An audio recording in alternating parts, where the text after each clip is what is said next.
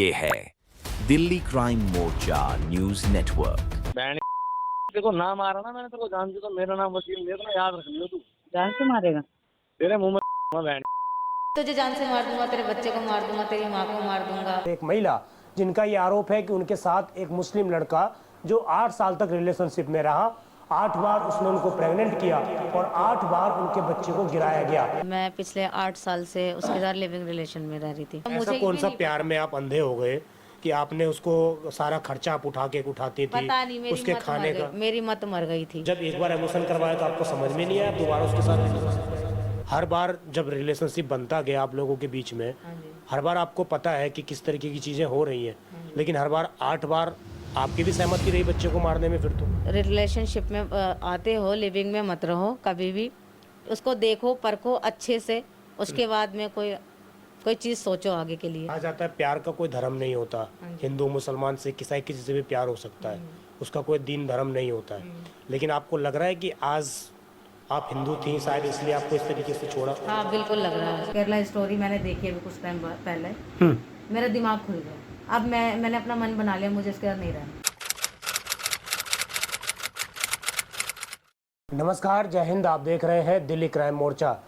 अक्सर हमारे देश में आजकल लिव इन रिलेशनशिप का एक रिश्ता चल रहा है जो कुछ समय के लिए आपको खुशियां दे सकता है, लेकिन अब ये लिव इन रिलेशनशिप कई महिलाओं को, कई पुरुषों को बर्बाद करता हुआ नजर आ रहा है। ऐसा ही एक मामला राजधानी दिल्ली के महावीर एनक्लेव से सामने आ रहा है, जहां पर एक महिला जिनका ये आरोप है कि उनके साथ एक मुस्लिम लड़का जो 8 साल तक रिलेशनशिप में रहा, 8 बार उसने उनको प्रेग्नेंट किया और 8 बार उनके बच्चे को गिराया गया। आप समझिए कितना भयानक ये हुआ, कितना भयानक घटनाक्रम है ये, जिसमें एक लड़के के माध्यम से हर बार एक महिला को प्रेग्नेंट किया जाता है और उसके बाद हर बार उनका एबॉर्शन कराया जाता है। महिला का ये भी आरोप है कि मुस्लिम युवक होने के नाते वो लगातार इस तरह के कुकर्म अभी भी कर रहा है। अभी भी उसने कई महिलाओं को फंसा रखा है, उसमें अधिकतर मुस्लिम हिंदू महिलाएं हैं जिनको वो फंसाता है और इसी प्रकार उनके साथ 1-2 साल रहता है, फिर उनके साथ इसी तरह की हरकत करके उनको छोड़ देता है और उसके बाद उनको मारने की धमकी देता है। मेरे साथ जो महिला है उनका ये भी कहना है कि जब वो दिल्ली पुलिस में कंप्लेंट करने के लिए जाती हैं तो लगभग 3 महीने हो चुके हैं और 3 महीने से तमाम थानों के महज वो चक्कर लगा रही हैं। अब उनको सिर्फ धमकियां मिलती हैं, ना पुलिस कोई कार्रवाई करती है, ना प्रशासन उनका सुनता है। आज वो डीसीपी ऑफिस गई, वहाँ पर भी कोई कठोरतम कार्रवाई का आश्वासन नहीं दिया गया। मैं महिला की जुबानी सारी कहानी सुनाता हूँ और आपको बताता हूँ कि कैसे लिव इन रिलेशनशिप आज के भारत को ख़त्म कर रहा है। मैम, कब से आप लोगों का रिलेशनशिप था? क्या नाम था उस लड़के का? उस लड़के का नाम था वसीम जी। और मैं पिछले 8 साल से उसके साथ लिविंग रिलेशन में रह रही थी। सब कुछ मैं ही करती थी, वो काम धंधा नहीं करता था। करता भी था तो अपनी माँ को ही देता था पैसे लाके, मेरे को कोई खर्चा नहीं देता था। अच्छा। मैं फिर भी रहती थी क्योंकि घर में मेरा एक बेटा था छोटा। पहले हस्बैंड से मेरा डिवोर्स हो रखा है। आप शादीशुदा थी? हाँ, पहले थी शादीशुदा। कितने साल बाद मेरे डिवोर्स को हुआ? उससे हो गया, इससे मिली, उससे 1 साल पहले हो गए थे डिवोर्स। अच्छा, तो 1 साल के बाद आप इससे रिलेशनशिप में आ हाँ गए? हाँ जी। तो मेरा घर आता जाता कैसे था। Relationship I? हाँ जी, कैसे रिलेशनशिप में आई आप? मैं अपनी फ्रेंड के थ्रू मिली थी इससे। तो ये मेरे घर का सारा कुछ कर देता था, मेरे मम्मी को हॉस्पिटल लाना जाना सब कुछ करता था। तो देख देख के मेरे को ठीक लगा, लड़का ठीक है, अच्छा है, हर चीज़ देखता है। फिर मेरे घर से थोड़ा दिक्कत परेशानी हो गई थी तो मैंने अलग कमरा लिया था, तो मेरे साथ रहने लग गया था। इसने बोला हाँ ठीक है, मैं रहने के लिए तैयार हूँ। आपने ऑफर दिया था रहने का? मैंने बोला था कि मैं अकेले लड़की, मेरे को कोई कमरा नहीं देगा, अगर आप मेरे साथ रह सकते हो तो रह लो। बोला हाँ वैसे तो मैं रहूँगा ही, अगर मैं हूँ साथ में रिलेशन में तो मैं तो रहूँगा, मुझे कोई दिक्कत नहीं है। लेकिन उस रूम में भी मैं सुबह ऑफिस जाती थी और शाम को मैं आती थी तो वो किसी लड़की को अंदर, वो खुद अंदर है, बाहर से अपने दोस्तों से ताला लगवा के वो अंदर पड़ा रहता था। मुझे नहीं पता था। ये लगातार 3-6 महीने तक चलता रहा। जब मुझे ये सारी चीज़ें पता चली तो मैंने उस लड़की को फ़ोन करके बुलाया, उसको भी बुलाया, सामने मैंने आमना सामना लड़की हिंदू थी मुस्लिम? हिंदू थी। उसके बाद में सारी चीज़ें होने के बाद में वो उस लड़की उसे छोड़ के चली गई। उसके बाद में ये अकेला हो गया। मैंने बोला चल इंसान से गलती होती है, एक बारी गलती करी कोई बात नहीं, मैंने माफ़ कर दिया। मैं फिर इसके साथ रहने लगी। रहते इसको मेरे से प्यार हो गया। एक लड़की ने जब इसको छोड़ा तो सब चीज़ तो मेरे ऊपर ही आ गया ये। फिर 2 साल तक तो हमारा रिलेशन बहुत अच्छा चला। उसके बाद 3 साल बाद में जैसे मैं इससे शादी की बात करती तो मुझे मार पिटाई गाली देना, उससे मन नहीं भरा तो मेरी उंगली काट दी, मेरे आंखों में थप्पड़ मारा, आंखें फोड़ दी, मेरे पसली में घुसा मार का अभी तक दर्द होता है।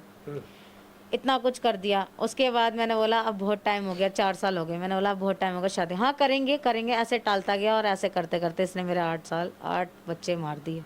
अबॉर्शन करा दिया। मैं नहीं चाहती थी कि मेरा बच्चा मतलब अबॉर्शन हो, मैं चाहती थी उसको पैदा करूं, लेकिन ये करना नहीं चाहता था। इसने सिर्फ मेरा यूज़ करा, पैसा खाया। अब भी वो बहुत लड़कियों से बात करता है। 1 साल पहले भी मैंने इसको एक लड़की, मुस्कान नाम की लड़की से मैंने इसको पकड़ा था, मेरे पास चैट्स भी है। मुस्कान हिंदू थी? हाँ हिंदू थी वो, और अब भी किसी लड़की से बात करता है वो। मेरे साथ रहता था तो 1 साल से कम 1 साल हो गया, ना मुझे इसके फ़ोन का पासवर्ड पता, ना मुझे कुछ पता। अगर गलती से मैं इसका फ़ोन उठा लेती थी या चेक करने पे होती थी, मुझे मारता था, मुझे पीटता था। बस बहुत कुछ करा इसने मेरे साथ। 8 सालों में इसने मुझे हर चीज़ से इसने मुझे गिरा दिया। मेरे पास आज 1 रुपया नहीं है कि मैं कहीं पर कुछ वकीली कर लूँ या किसी से हेल्प ले लूँ, मेरे पास कुछ भी नहीं है। मेरे को इसने क्या काम करती हैं? मैं इवेंट लाइन का काम करती हूँ, शादी पार्टी में। हाँ तो जी, वहाँ से आप पैसे कमा के लाके कैश लेके आती थी हाँ जी। और यहाँ पर घर में रख देती, वो खर्चा करता था? हाँ, उसके पास मेरे अलमारी की चाबी रहता था, मेरा हिसाब रहता था। कई बार ही मैंने इसको अपने काम पे भी लेके गई हूँ। कई बार मैं आपने हर जगह इसको एज ए हस्बैंड इंट्रोड्यूस? हाँ जी बिल्कुल। मेरे गांव भी जाके आया ये 2-3 बार मेरे गांव जाके आया है। सबको पता है ये मेरा हस्बैंड है। जहाँ जहाँ मैंने रूम लिया वहाँ सबको पता है ये मेरा हस्बैंड है। मैंने कई एग्रीमेंट भी बनाते हैं, जैसे मकान का, उसमें भी इसका नाम है। सब चीज़ सब में मतलब सबको ये पता था ये हस्बैंड है मेरा। लेकिन वैसे कुछ नहीं था? ऐसा कुछ नहीं था। शादी की आपने जब भी एक बात कही कि मैंने उसको कहा कि आप मेरे साथ रूम में रह लो, उससे पहले आपकी ऐसा कुछ लब वाला कोई बातचीत थी या आपने उसको फोर्स किया नहीं, कि नहीं, आप नहीं, आओ नहीं। मेरे साथ रिलेशन? नहीं, ऐसा कुछ नहीं था, हमारे बीच में था। वो भी मुझसे प्यार करता, मैं तो उससे प्यार करने लग गई थी, लेकिन वो किसी और के उसमें था रिलेशन में। आपने उसका रिश्ता तुड़वा के अपने मैंने तरफ नहीं तोड़वाया, उस लड़की ने खुद तोड़ा। जब आपने सच्चाई बताई हाँ जी, कि मेरे साथ ये रहता हाँ है? बिल्कुल। मैंने उसको कोई दूर नहीं उस टाइम करा। तक आप लोगों के बीच में फिजिकल हो गए थे चीजें? हाँ जी, हो गया था। लेकिन उसके बावजूद ये लड़की से बात करता हाँ था? करता था। जब उसको सच्चाई पता चली, वो लड़की खुद ही छोड़ के चली गई इसको। उसके बाद ये मेरे साथ ही रहता था। अब भी वो किसी ना किसी से बात करता है, क्योंकि वो मेरे को अपना फ़ोन छूने नहीं देता। उसके बाद 2 फ़ोन है, एक iPhone 17 Pro है, एक तो ये ओप्पो कहाँ का से फ़ोन आया है। उसके पास? अब वो मैं उसको पैसे देती थी, वो उसने कहाँ से लिया नहीं लिया मुझे ऐसा कौन भी सा नहीं प्यार में आप अंधे हो गए कि आपने उसको सारा खर्चा आप उठाती थी? पता नहीं, उसके खाने का? मेरी मत मर गई थी। इसने मेरे माइंड को क्या करा था मुझे नहीं पता। इतना मार खाने के बाद भी, इतना हर कुछ करने के बाद भी मैं इसके साथ रह रही थी। मेरी मत मर गई थी, मेरी आंखें बंद थी। मुझे एक चीज़ बताइए, जब ये सारी चीज़ें हो रही थी, सारी चीज़ें घटित हो रही थी, हर बार वो आपको एबॉर्शन करवाया जा रहा था हर साल, तो जब एक बार एबॉर्शन करवाया तो आपको समझ में नहीं आया, आप दोबारा उसके साथ रिलेशनशिप में आई? समझ में आया था, लेकिन इसने बोला ये इस बार कर ले, अगली बार मैं ज़रूर करूँगा शादी, ज़रूर करूँगा शादी। मैंने बोला ठीक है। जब उसके 2-1 साल बाद में मैं दोबारा, आप भी बालिग हैं, समझदार हैं, मार्केट में काम करती हैं। बिल्कुल बिल्कुल। हर बार जब रिलेशनशिप बनता गया आप लोगों के बीच में, हाँ जी, हर बार आपको पता है कि किस तरीके की चीज़ें हो रही हैं, लेकिन हर बार 8 बार आपकी भी सहमति रही बच्चे को मारने में? फिर तो मेरी सहमति 1 बार थी, बाकी सब उसकी थी, क्योंकि उसने मेरे दिमाग में ये डाला हुआ था कि तू अगर बच्चा करेगी तो तू काम नहीं कर पाएगी, अपना घर नहीं चला पाएगी, तू कुछ कर नहीं पाएगी, ठीक है अर्चन, और तू ये अबॉर्शन करवा ले। तो मैंने सोचा हाँ सही बोल रहा है, चल एक बारी तो होगा, कोई बात नहीं। उसके बाद में इसने लगातार करता गया मेरे साथ, लगातार ये मेरे साथ शादी के झांसे दे के इसने मेरे बच्चे, मेरे को खुद फोर्स करता था ये। मैं इसको बोलती भी थी मुझे दवाई ला के खिला दे, अगर तूने ऐसा करना है तो तू मुझे दवाई ला के, वो दवाई के भी पैसे नहीं लाता था। वो कोई चीज़ भी यूज़ नहीं करता था, कोई चीज़ वो ज़बरदस्ती ऐसे करता था कि नहीं ऐसे कर वैसे कर, तो उसके वजह से ही मैं प्रेग्नेंट होती थी। और वही मेरे बच्चे को मारता था कि दवाई खा दवाई खा दवाई खा। सारी गलती उसकी होती थी, बाद में मैं फंस जाती थी हर चीज़ में। बस इतना। अभी लिव इन रिलेशनशिप में आप इतने साल रही हैं, और लिव इन रिलेशनशिप में और भी महिलाएं रह रही हैं, जो नए बच्चे हैं, जो जेनजी टाइप की लड़कियां हैं, वो भी लिव इन रिलेशनशिप में रहने को बड़ा प्रमोट करती हैं कि रहो, अच्छा है, सारी चीज़ें पता चल जाती हैं। आप क्या कहना चाहेंगी? आपका इतना बुरा ये माहौल रहा है, समय रहा है। मैं तो एक ही बात बोलूँगी कि कभी भी रिलेशनशिप में आते हो, लिविंग में मत रहो कभी भी। उसको देखो, परखो अच्छे से, उसके बाद में कोई चीज़ सोचो आगे के लिए। नहीं तो मैं तो 8 साल रह के मैंने देख लिया, कुछ नहीं है इन सब चीज़ों में। कुछ भी नहीं है। तुम्हारा पैसा चला जाएगा, तुम्हारे घर बार चले जाएंगे, दोस्ती यारी चले जाएगी, सब कुछ चला जाएगा, कुछ नहीं बचेगा। लास्ट में तुम अकेले बैठे रह जाओगे, कोई साथ नहीं देगा। बस मैंने ये देखा है मैंने, मेरे पास कुछ भी नहीं है। कहा जाता है प्यार का कोई धर्म नहीं होता, हिंदू मुसलमान से किसी किसी से भी प्यार हो सकता है, उसका कोई दीन धर्म नहीं होता है। लेकिन आपको लग रहा है कि आज आप हिंदू थी शायद इसलिए आपको इस तरीके से छोड़ा? हाँ बिल्कुल लग रहा है आज मुझे बिल्कुल लग रहा है। मैंने कभी भी जात पात में कभी मैंने वो नहीं करा, लेकिन आज मुझे लग रहा है कि अपने धर्म के ही लड़के से तुम बात करो या शादी करो। मैं तो यही कहूँगी, रिलेशन में मत, अपने माँ बाप की मर्जी से शादी करो, कहीं भी करते हो तो। आज मुझे फील हो रहा है वो चीज़ कि 8 साल रहने के बाद भी, हर चीज़ करने के बाद भी वो मेरा नहीं है तो फिर किसी का नहीं है। एक बड़ा माहौल चल रहा है लिव इन लव जिहाद का, जी। आपको लग रहा है कि आपके साथ भी ऐसा हुआ है? ऐसा तो नहीं हुआ खैर, क्योंकि मुझे सब कुछ पता ही था, लेकिन कहना चाहो तो हो भी सकता है, लेकिन मेरे कहने से तो नहीं है। क्या हिंदू लड़कियां जो हैं मुस्लिम लड़कों की तरफ बड़ी जल्दी उन रिलेशनशिप आ जाता है या उनको फंसा लिया जाता है? उनको आप क्या फंसाया कहना ही जाता है, उनको फंसाया ही जाता है। जैसे मेरे लिए 4-5 दिन तक वेट करा, जैसे 4-5 दिन तक वेट करा उसने, तो लड़के आगे से ही ऑफर करते हैं। आप ये कह रहे हैं कि मुस्लिम लड़के हिंदू लड़कियों को फंसाते हैं? बस अब मैं इसमें कुछ नहीं कह सकती, लेकिन जो मेरे साथ हुआ है मैं अपनी बता रही हूँ, मैं दूसरों की नहीं बोल रही, मैं अपनी बोल रही हूँ कि मेरे लिए 4 दिन तक वेट करा इसने कि अब आएगी तब आएगी। इसको पता नहीं था कि मैं हिंदू की मुस्लिम हूँ। जब मैं मिली तब मैंने इसको बताया, अपनी सिचुएशन हर चीज़ बताया। मैं दूसरों को मैंने वो नहीं ले रखा कि मेरे को दूसरे का हाँ लड़कियाँ क्या सोच रही है। अब हर किसी का माइंड में दिमाग में क्या चल रहा है मुझे नहीं पता, मैं अपनी कहानी बता रही हूँ।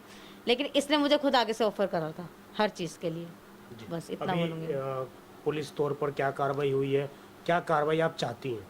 अभी तो कोई कार्रवाई नहीं हुई। मेरी कंप्लेन लिखी थी 3 जुलाई को, तब से मैं थाने के ही चक्कर काट रही हूँ।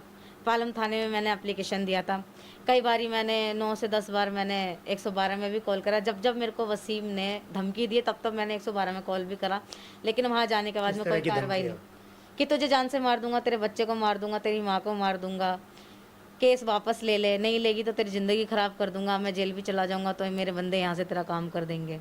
मेरे बंदे यहाँ से काम कर देंगे? हाँ मेरे दोस्त यार बहुत सारे हैं, मेरे बंदे हैं, मैं अंदर चल। मैंने बोला तू तो जब वो क्या अंदर, गिरोह चला रहा है कोई क्या? पता नहीं मुझे, उसने जो बोला मैं आपको बता रही हूँ।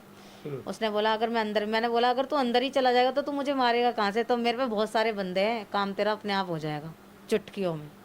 मैंने बोला ठीक है, तू भी यही है मैं भी यही हूँ, कर लियो। मतलब कि कोई इसका संगठन होगा तभी इस तरह की धमकी दे रहा है? अब मुझे इतना नहीं पता इसने क्या बोला नहीं बोला, लेकिन यही जो मेरे से बात हुई मैंने वही आपको पुलिस बताया। ने कितने बार आपके कंप्लेंट पर संज्ञान लिया? मेरे को तो जब से मेरे वो लिया है वो कंप्लेंट ली है, मेरे को उसमें मोहर लगा के एक तो रिटर्न फाइल मेरे को दे दिया। उसके बाद से ना मैडम फ़ोन उठाती, कभी उठाती है तो कहती है सर से बात अभी नहीं हो पाएगी, बाद में। मैंने बोला भी मेरे को ऐसा सर से मिलना है, मुझे मिलवाओ, लेकिन उन्होंने बोला वो मीटिंग में यहाँ है वहाँ है, आपकी बात नहीं हो पाएगी, कोई बात नहीं, आप कल आना, परसों आना, जब लड़का पकड़ा जाएगा तब हम लोग FIR काटेंगे। और वसीम को हम मतलब फ़ोन करते हैं थाने वाले, तो वो साफ मना करता है कि मैं नहीं आऊँगा, तुमसे जो होता है वो कर लो। जब पुलिस को फोन करती है तो उसको ये करता है कि मैं कभी नहीं आऊंगा? हाँ मैं नहीं आऊँगा ज़िंदगी लेकिन में, आपको धमकी देता है? धमकी देता है जी। हाँ अभी अभी 3-4 दिन से मुझे कोई कॉल नहीं करा, क्योंकि मैंने उसका नंबर भी ब्लैक लिस्ट कर रखा है। ब्लैक लिस्ट में भी कोई कॉल नहीं आ रहा उसका। आप DCP ऑफिस गई थी, वहाँ पे क्या हुआ? वहाँ मैं गई थी, वहाँ जाने के बाद में मैंने एप्लीकेशन दिया, उसके बाद में उन्होंने मेरे को एक रिटर्न में दे दिया, अब बोला घर जाओ अपने आप हो जाएगा, फिर मैं घर आ गई। अभी किस तरह की कार्रवाई आप चाहती हैं? मैं चाहती हूँ कि भाई मेरे साथ जैसा करा है ना उसने, उसको उसके ऊपर कड़ी से कड़ी सजा हो उसको, बस मैं इतना चाहती हूँ, इससे ज़्यादा कुछ नहीं। सुप्रीम कोर्ट ने कहा है कि लिव इन रिलेशनशिप में आप अपनी सहमति से रहते हैं, हाँ जी आपके भी सहमति रहती है तभी आप तमाम चीज़ें होती हैं, ठीक है। तो बाद में 8 साल के बाद आप ये कह रही हैं कि उसने मेरे साथ गलत किया, हाँ तो उसके लिए आज आप भी रिस्पॉन्सिबल हैं? हाँ रिस्पॉन्सिबल हूँ, मैं मानती हूँ, लेकिन उसने शादी के झूठे मेरे को आस में रखा, मैं अब करूँगा तब करूँगा अब करूँगा, करते करते वो 8 साल ले गया। अगर लिविंग रिलेशन में था 3 साल 2 साल ठीक चला, उसके बाद शादी करनी चाहिए थी ना उसको, शादी क्यों नहीं करी उसने? मैं जब शादी की बात करती थी मुझे मारता था, मुझे पीटता था, मैं उसे घर से जाने के लिए बोलती थी वो जाता नहीं था।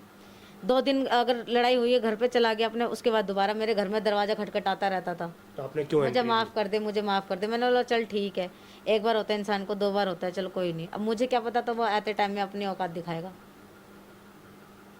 तो आप पूरा जिम्मेदार उसी को मानती हैं? बिल्कुल मानती हूँ, मेरा बच्चा गिरवाने में पूरा हाथ उसका है, हम्म। पूरा हाथ उसका है। जब आपका पहला बच्चा गिरा तभी कंप्लेन कर देनी चाहिए थी करा पुलिस ने था। आपको?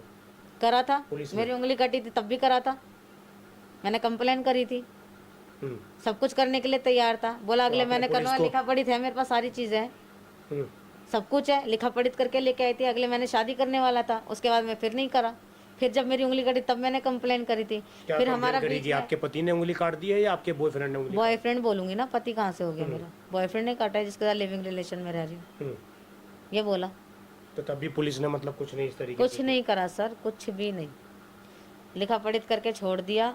उसके बाद बोला जाओ। वो लोग भी यही सोचते हैं कि चलो आपसदारी की बातें ख़त्म हो जाएगी, सेटलमेंट हो जाएगा, वो भी ये सोच के भेज दिया। अब उनको भी क्या पता वो बाद में भी ऐसा हरकत करेगा। जी देखिए, इस तरीके का ये मामला था और पूरे तरीके से कहीं ना कहीं इसमें प्रमुख भूमिका दिल्ली पुलिस की बन जाती है कि कानूनी तौर पर क्या इस महिला की सहायता हो सकती है, कानूनी तौर पर क्या चीज़ें की जा सकती हैं, क्योंकि अभी भी इनके पास रिकॉर्डिंग मौजूद है जिसमें वो सीधे तौर पर वो लड़का इनको जान से मारने की, इनके बच्चे को जान से मारने की और तमाम इस तरह की चीज़ें जो है धमकी देता है। तेरी स्कूटी पूरी खत्म करूंगा मैं, अच्छा मेरी स्कूटी तोड़ेगा? पूरी तोड़ूंगा पूरी, और हाँ? लिखत में ले ले ना, तेरी स्कूटी तोड़ूंगा, फिर तू आइयो नीचे, तेरी माँ दे मारूंगा तेरे सर पे, तेरे सबके ही चाकू लेके घूमूंगा, तेरा ध्यान रखियो।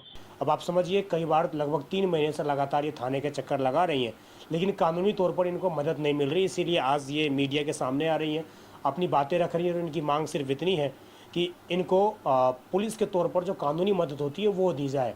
देखना ये होगा कि पालम थाने की पुलिस क्या कोई मदद कर पाती है या इस महिला के साथ कोई बड़ी दुर्घटना का वो इंतज़ार कर रही है। मैं विजय ठाकुर, आप देखते रहें दिल्ली क्राइम मोर्चा। इस खबर पर आपकी जो भी राय हो कमेंट जरूर करिएगा। अपने सहयोगी इमरोज के साथ धन्यवाद।